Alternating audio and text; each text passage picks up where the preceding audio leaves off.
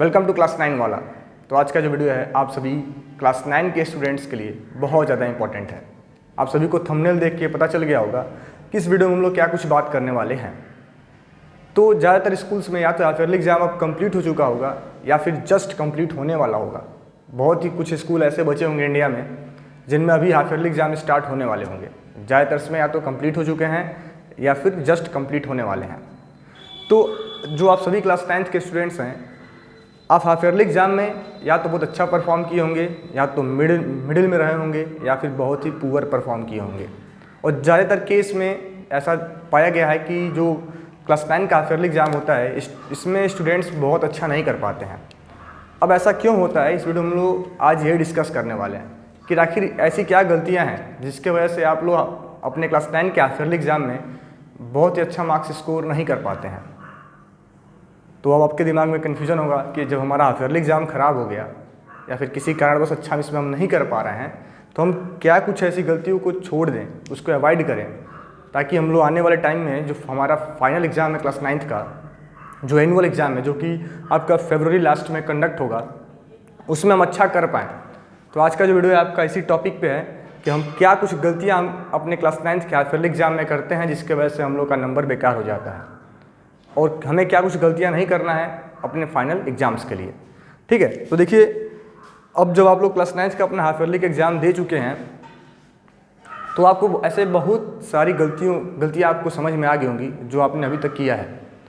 ठीक है, तो उन सभी गलतियों को हमें क्या करना है, अवॉइड करना है। तो हम लोग आज पहले यही बात करेंगे कि हम लोग क्लास 9 के हाफ ईयरली एग्ज़ाम में क्या कुछ मिस्टेक्स करते हैं, और देन हम लोग फिर इस पर आगे बात करेंगे कैसे हमें इन गलतियों को हमें अवॉइड करना है, कैसे इन गलतियों को हम छोड़ सकते हैं ताकि हम अपने क्लास 9 के फाइनल एग्जाम्स के लिए बहुत अच्छा कर पाएँ। पहली बात तो ये कि आपको अभी अपने हाफ ईयरली एग्जाम्स को लेकर के बहुत ज़्यादा पैनिक नहीं होना है, बहुत ज़्यादा घबराना नहीं है कि हमारा हाफ ईयरली एग्जाम ख़राब हो गया। देखो ऐसा होता ही है, क्योंकि क्लास 8 और क्लास 9 में अभी तक जो आप लोग क्लास 6, 7 और 8 की पढ़ाई किए हैं उसके एग्ज़ाम्स में और क्लास 9 के एग्ज़ाम्स में बहुत ज़्यादा डिफरेंस आता है। ठीक है, तो क्योंकि आप पहली बार क्लास 9 में आके बहुत ही वाइड सिलेबस देखते हैं तो थोड़ा बहुत आप हाफ ईयरली एग्जाम में मिस्टेक होता ही होता है, कॉमन मिस्टेक है, सारे बच्चों से होता है। चाहे आपके सीनियर्स भी लोग ये मिस्टेक्स किए हैं, उनका भी नंबर क्लास 9 के हाफ ईयरली एग्जाम में ख़राब हुआ है। क्योंकि क्लास 8 तक क्या होता है, बहुत हमें कम टॉपिक्स पढ़ने होते हैं, बहुत कुछ रटा रटाया सिलेबस पढ़ना होता है। रटा रटाया कहने का मतलब क्या है कि जो कुछ भी आपके बुक के पीछे क्वेश्चन आंसर दिए गए हैं उन्हें हमें तैयार करना होता है, उसी के अकॉर्डिंग टीचर क्वेश्चन पूछता है और हमें उसी का आंसर लिखना होता है। क्या होता है कि जो हमारे कोई भी हम चैप्टर पढ़ रहे हैं, चाहे साइंस का पढ़ रहे हैं, चाहे सोशल साइंस पढ़ रहे हैं, चाहे मैथ्स पढ़ रहे हैं, तो जो कुछ भी हमारे बुक में आंसर क्वेश्चन दिया गया होता है, जो कुछ भी आपके बुक में क्वेश्चन दिया गया होता है क्लास 8 में, सेम यही क्वेश्चन आपसे एग्जाम में पूछा जाता है, कुछ भी अलग से नहीं पूछा जाता। लेकिन अब क्लास 9 में क्या होता है कि क्लास 9 में आपको बहुत ज़्यादा डिटेल में पढ़ना होता है। आपको ऐसे भी क्वेश्चन दिखेंगे जो कि आपके बुक में दिए ही नहीं है। कुछ आपको ऐसे भी क्वेश्चन मिल जाएंगे उनका भी आपको आंसर देना पड़ता है जो आपके बुक में नहीं दिया है। यानी कहने का मतलब कि वो टॉपिक तो आपको पढ़ाया गया लेकिन उस टाइप का क्वेश्चन कभी आपने देखा ही नहीं है। उसमें कई सारे क्वेश्चंस मिक्स करके आपको दिए जाते हैं। ठीक है, तो ये जो हमारा पहला एक टेस्ट होता है, इसके वजह से हम लोग इसमें कन्फ्यूज हो जाते हैं, हमसे गलतियाँ होती हैं।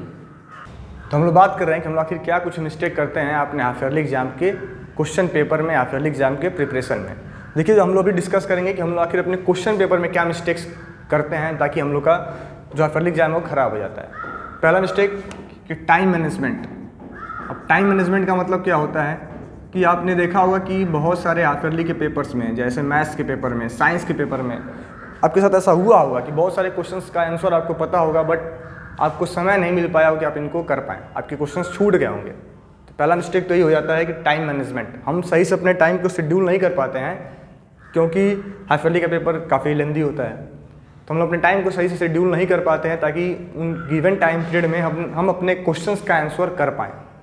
तो पहला मिस्टेक हम लोग क्या करते हैं, टाइम मैनेजमेंट। और ये टाइम मैनेजमेंट का मिस्टेक क्यों होता है, क्योंकि आप सभी डायरेक्ट हाफ ईयरली एग्जाम देने चले जाते हैं, उसके पहले कोई भी आप सैम्पल पेपर्स का या फिर प्रैक्टिस पेपर का प्रैक्टिस नहीं करते हैं, आप डायरेक्ट क्वेश्चन पेपर लेके बैठ जाते हैं सॉल्व करने।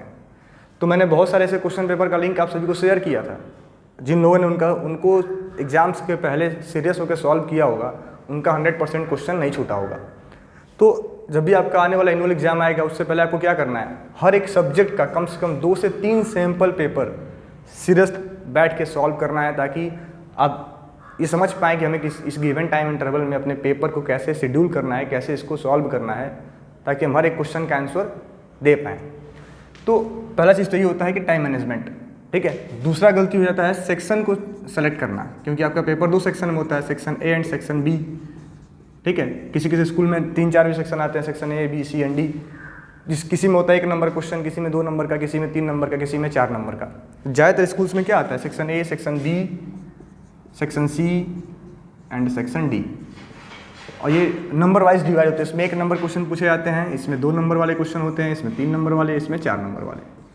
तो हम लोग सेक्शन को सेलेक्ट करने में गलती कर देते हैं। हम पहले क्या करते हैं कि पहले हम लोग सेक्शन ए को लेकर सॉल्व करने बैठ जाते हैं, और सेक्शन ए को हम सॉल्व करते हैं, अच्छी बात है, बट इसमें भी क्या गलतियाँ करते हैं। क्वेश्चन पूछा गया 1 नंबर का और इसका हम आंसर लिख रहे हैं 4 से 5 लाइन में।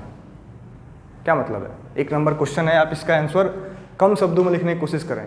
आप पूरा 1 नंबर क्वेश्चन में पूरा 1 पेज का आंसर लिख देते हैं, तो कहीं ना कहीं आप 1 नंबर के लिए अपना बहुत ज़्यादा समय आप खराब कर देते हो।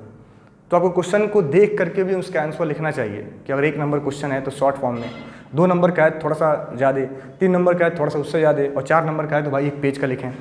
तो हम लोग गलतियाँ क्या करते हैं कि हम लोग 1 नंबर वाले से स्टार्ट करते हैं पेपर को अपने, और इसके आंसर बहुत बड़े बड़े लिखने शुरू कर देते हैं। पहला मिस्टेक तो यही होता है। तो हमें तो पहले तो सेक्शन को डिसाइड करना चाहिए, कौन सा सेक्शन जो हमें काफ़ी अच्छे से आ रहा है और बहुत ज़्यादा स्कोरिंग है, उसको हमें पहले अटेम्प्ट करना चाहिए, ठीक है। तो आपने अगर इस बार सेक्शन ए से अपना क्वेश्चन पेपर स्टार्ट किया होगा सॉल्व करना, तो मैं आप सभी को सजेस्ट करूंगा कि आप अपने हाफ ईयरली एग्जाम्स में या तो सेक्शन डी स्टार्ट करें पहले, या फिर सेक्शन सी स्टार्ट करें। अगर आप अपने क्वेश्चन पेपर को सेक्शन सी से स्टार्ट करते हैं या फिर सेक्शन डी से, तो आपको बेनिफिट क्या होने वाला है, इस पर हम लोग बात करेंगे।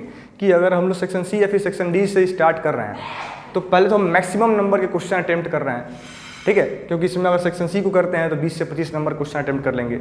सेक्शन डी को हम पहले स्टार्ट किए हैं तो 24-25 नंबर क्वेश्चन हम पहले अटेम्प्ट कर लेंगे। तो अगर आखिरी टाइम पे अगर हमारे पास समय कम भी पड़ता है, हमारे क्वेश्चन छूटते भी हैं, तो 1 और 2 नंबर वाले छूटेंगे ना, ज़्यादा स्कोरिंग क्वेश्चन तो नहीं हम छोड़ के आएंगे, तो मोर देन हम नंबर स्कोर कर पाएंगे। तो लेकिन आपको कोशिश यही करना है कि कुछ भी हो जाए पेपर ना छूटे, हर एक क्वेश्चन को आप टच करें, इतना आप प्रैक्टिस करें। तीसरा मिस्टेक क्या होता है कि हम क्वेश्चन को पढ़ के जाते हैं, हमारे दिमाग में पूरा आंसर होता है, बट हम क्या करते हैं, जब क्वेश्चन हमारे सामने आता है तो उसको हम भूल जाते हैं, हमें याद ही नहीं आता कि क्या हमने इसके बारे में क्या कुछ पढ़ा था, हमें इसमें क्या कुछ लिखना है।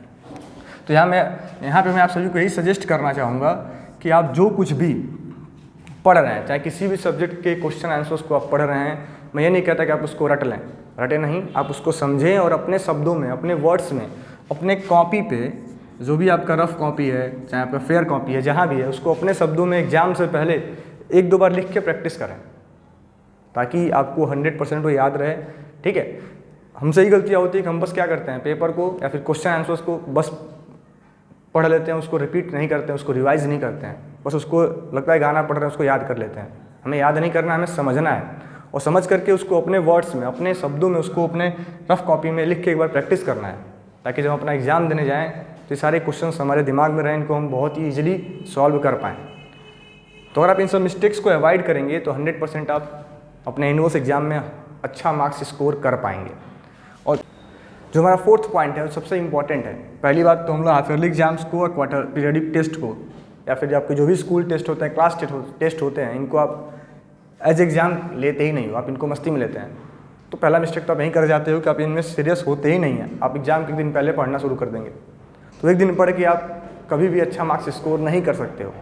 तो जब भी आपके हाफ ईयरली एग्जाम आए, चाहे पीरियडिक टेस्ट हो, आज के बाद से माना आपके हाफ ईयरली तो खत्म, अब आपके जो भी पीरियडिक टेस्ट बचे हैं, क्लास टेस्ट बचे हैं, ट्यूशन के आपके टेस्ट बचे हुए हैं, इनको आप सीरियस लें, इनमें आप अपना 100% एफर्ट लगाएं, ठीक है, ताकि आपका जो एनुअल का होल सिलेबस है वो अच्छे से कंप्लीट हो सके।